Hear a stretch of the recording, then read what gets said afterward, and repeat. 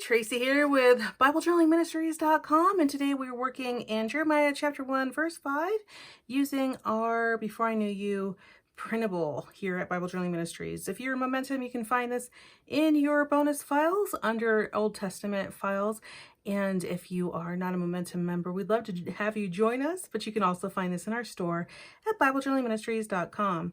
We are using the Distress Oxide in Picked Raspberry and in Cracked Pistachio. We'll also be applying those with our applicators here, and we'll be doing some cutting with a gyro cutter, which we have a video for on our channels. We'll come in and do some outlining and some writing with a Pitt pen. So if you're ready, let's go ahead and get started. All right, we're in Jeremiah chapter 1 verse 5, and I have our printable here. Before I formed you in the womb, I knew you. So this is I knew you, Jeremiah chapter 1 verse 5 printable here at BibleJournalingMinistries.com.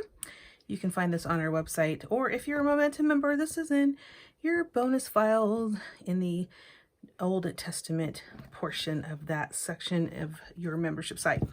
So as we go into Jeremiah chapter 1 verse 5, let me get to that real quickly.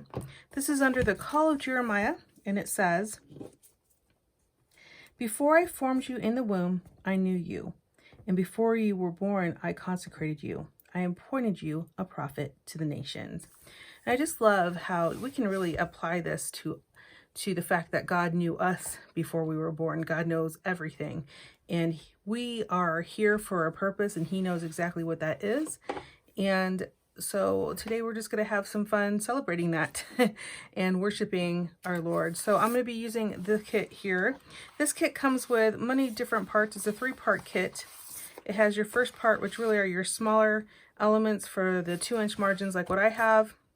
And then you get larger sizes for your bigger Bibles and your interleave Bibles, as well as some of these additional ones, which I think would be really cute in a planner as well.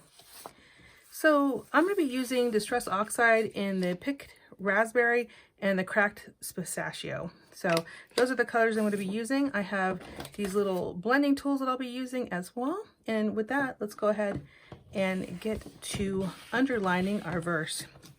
So I underline my verse with a Pitt pen. This is a Faber-Castell Pitt pen. And I'm going to go ahead and underline our verse that says, "Before I formed you in the womb, I knew you."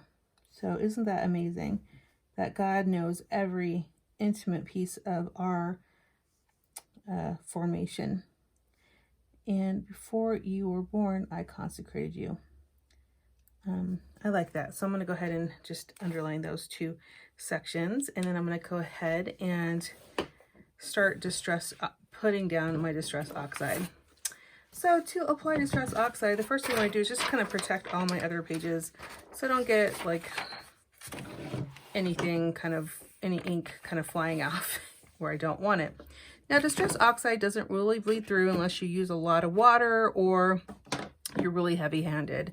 So I usually don't have a problem with it bleeding through. And the way I actually work with it is I just kind of get a little bit on my applicator, and then I come in here and I just kind of in circular motions apply it to my page. Just applying a little bit of color to the page. And I'll just kind of do it all around, I think, this page today.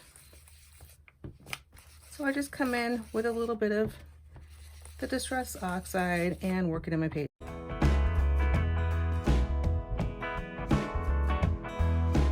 Okay, so I have all my Distress Oxide on here. I do want to let you know that I accidentally did flip up that page. I didn't have it held down, so I have a little bit of Distress Oxide here on this side, but no bleed through from the ink itself.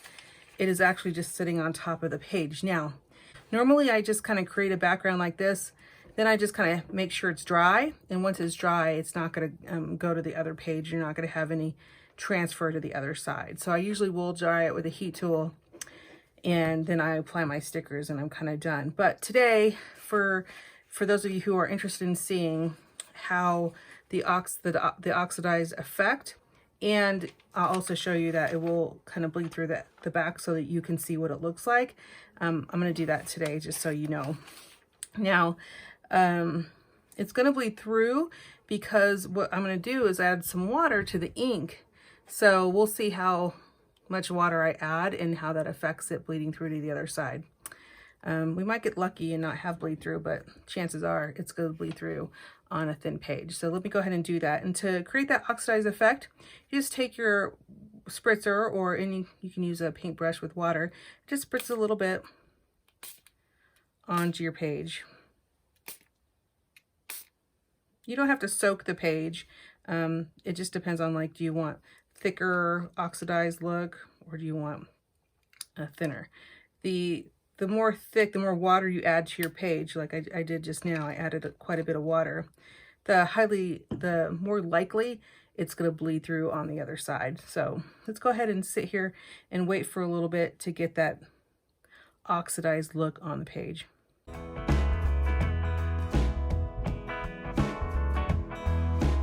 Okay, I am back, and you can see here that I have a really nice oxidized effect. I like the lighter spritz of spray where I get those cute little white, almost white kind of looking flecks, I think is a great way to say it. Where I added quite a bit of water, you're starting to see some pooling with the colors, and that looks good as well. Now those are the ones that kind of bled through on the other side. Not too bad though. You can see just a little bit here. And so I'm not really worried about that because I know I can totally work that in. This here is because I accidentally bent my page when I was working the Distress Oxide on it. So that's not bleed through. That's just the page moved and I added some distressed ink on this side on accident. So that's the page that we're working with. I think it's really cool. I'm going to go ahead and add my stickers to it and I'll be right back. Okay, really quickly, I'm going to use my gyro cutter. This is actually cut out as a sticker, but I'm going to use my gyro cutter to get around the girl. And the way I do that is I'm just going to lay something down to kind of protect my work surface. I'm going to take my gyro cutter and I'm going to use just the tip, this little piece right here. Really just the tip of that is going to be what I'm going to be using to cut with. And the pressure that I'm going to apply is almost like, I want to say just a little bit heavier than if I were coloring with a pencil, let's say. Cheap pencil, like a Crayola pencil where there's not enough color in the lead. So you have to apply it a little bit heavier. So I'm just pressing down to cut up the sticker. You can turn it as well. Some people have asked me if you can use a X-Acto knife to do the same thing, and I think you can, but the X-Acto knife doesn't have a swivel blade on it, unless I think they do have one that has a swivel blade. So if you're proficient with that blade, you can use that. I know some people that really like that, but this is the one I like and the one that I use. It's very comfortable for my hand, and I keep it right next to my desk whenever I'm doing things like fussy cutting and I want to get real close to the image. And oops, I actually cut it a little bit too deep. I used a little bit too much pressure, but that's okay. The only bad thing about using too much pressure is sometimes you can cut the surface that you are working on. So use a craft mat, not a craft mat, but a kitchen cutting mat would work well, or a cutting mat that you have at your house. Otherwise, you might accidentally cut up your table. So I have the image cut out that I wanted, so I can just go ahead and place it on my page where I want it. So I'll just place her here. I think she's really pretty.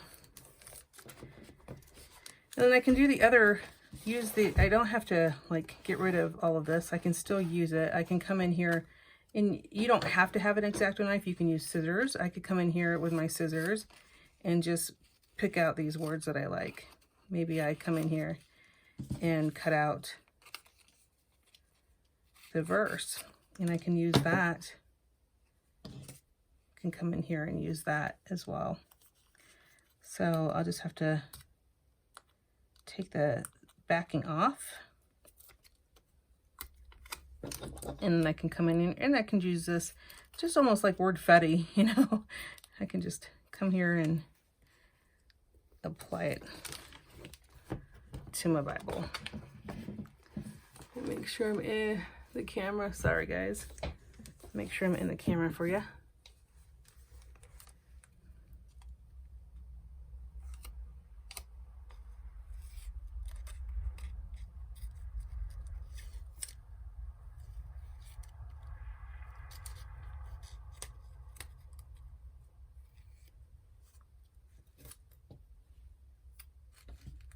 So you don't have to limit yourself to just the designs that are provided for you.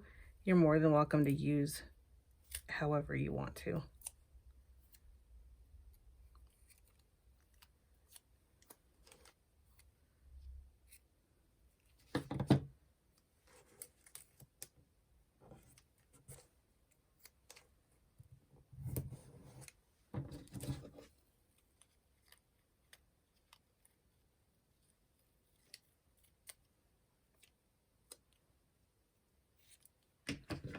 Before I formed you,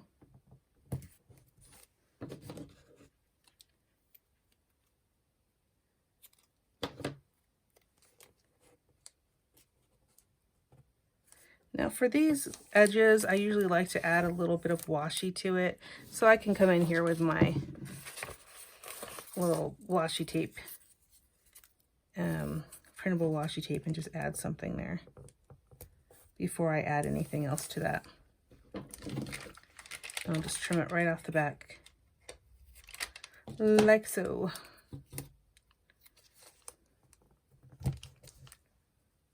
This one was a little bit tore, so I have to be really careful with putting it down.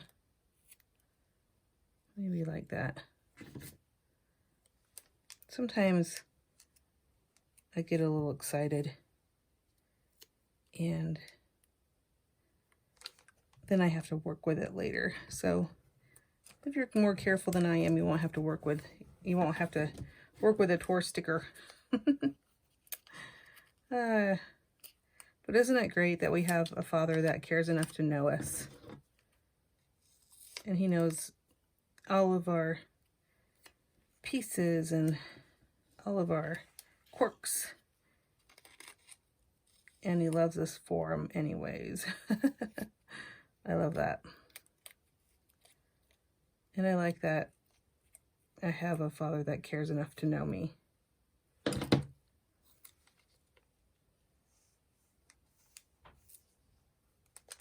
I know you.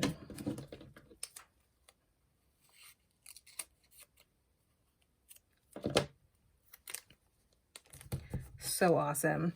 Then I might come in with my Faber-Castell pen, my Pitt pen. And I might come in and do some outlining of the verse here. You can use a Posca pen if that's what you have. I typically will use a Posca pen. I just like it better. I don't have, it seems to just flow better for me. I don't have as many mistakes when I use a Posca pen, but I just want to kind of get a little rough look today. So with my rough look, I'm using this Faber-Castell Pitt pen. And these Pitt pens don't bleed through either. You can see I don't have any bleed through. See a little ghosting, which is just seeing the backside, but not too bad. So all in all, these supplies you can use in your Bible pretty liberally. Like, I mean, as long as you're not just digging in there, you should be fine.